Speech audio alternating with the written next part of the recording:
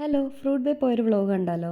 Actually ഞങ്ങൾ വീട്ടിലൊക്കെ കുറേ ടൈം സ്പെൻഡ് ചെയ്തു, കുറേ നേരം ഗെയിമൊക്കെ കളിച്ചു, എന്നിട്ട് കുറേ വർത്തമാനം പറഞ്ഞിട്ടാട്ടോ ഇറങ്ങിയത്. ആ സമയം ഓർത്തില്ല വ്ളോഗ് ചെയ്യുന്ന കാര്യം. ഇവിടെ ഫ്രൂട്ട് ബേയിൽ എത്തി കഴിഞ്ഞിട്ടാണ് ഓർക്കുന്നത്. അപ്പോൾ ഞങ്ങളിതേ ഫ്രൂട്ട് ബേയിൽ എത്തി, ഇങ്ങനെ എല്ലാവരും ഓർഡറൊക്കെ ചെയ്തു, എന്നിട്ടിങ്ങനെ സംസാരിച്ചിരിക്കുകയാണ്. ഞങ്ങൾ ഓർഡർ ചെയ്തത് ചിക്കൻ പാസ്ത, പിന്നെ 2 ലോഡഡ് ഫ്രൈസ് ഓർഡർ ചെയ്തു. അല്ല, സ്പൈസി ലോഡഡ് ഫ്രൈസ് ആയിരുന്നു നല്ലത്. പാസ്ത അത്ര പോരായിരുന്നു. അത് കഴിഞ്ഞിട്ട് മെയിനായിട്ട് ആക്ച്വലി ഡെസേർട്ട് കഴിക്കാനാണ് വന്നത്. പക്ഷേ പിന്നെ നമ്മളെ അറിയാമല്ലോ, ആസ് യൂഷ്വൽ എല്ലാ വ്ളോഗിലെയും പോലെ പറയുന്നത് പോലെ ഞങ്ങളിങ്ങനെ കുറേ സാധനങ്ങൾ ഓർഡർ ചെയ്ത് ട്രൈ ആക്കാറുണ്ട്.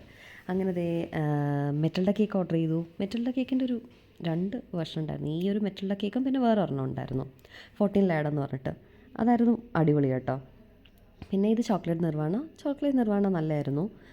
ആസ് യൂഷ്വൽ അത് ഞാൻ നേരത്തെ ട്രൈ ചെയ്തിട്ടുള്ളതാണ്, നല്ലതാണ്. പക്ഷേ മെറ്റൽഡ കേക്ക് അത്ര പോരായിരുന്നു. പക്ഷേ മെറ്റൽഡ കേക്കിൻ്റെ ഈ വേർഷനില്ലേ ഇപ്പോൾ കാണുന്ന, ഇത് അടിപൊളിയായിരുന്നു. ഭയങ്കര യമ്മിയായിരുന്നു. എനിക്ക് ഭയങ്കരമായിട്ട് ഇഷ്ടപ്പെട്ടു. ഇത്ര ഓർഡർ ചെയ്താൽ എനിക്ക് ഏറ്റവും കൂടുതൽ ഇഷ്ടപ്പെട്ട ഇതാണ്. പിന്നെ ഈ പിസ്താഷ്യോയും അതേപോലെ തന്നെ ഫഡ്ജ് ബ്രൗണിയും കൂടെ വരുന്ന ഒരു ഡെസേർട്ടാണ്, എനിക്കെൻ്റെ പേര് ഓർമ്മയില്ല. അതും അടിപൊളിയായിരുന്നു. പക്ഷേ ചേച്ചിയുടെ എക്സ്പ്രഷൻ എന്താ അങ്ങനെയെന്ന് ചോദിച്ചാൽ, അത് ഭയങ്കര ഓവർ മധുരമായിരുന്നു. ഭയങ്കര മധുരമായിപ്പോയി.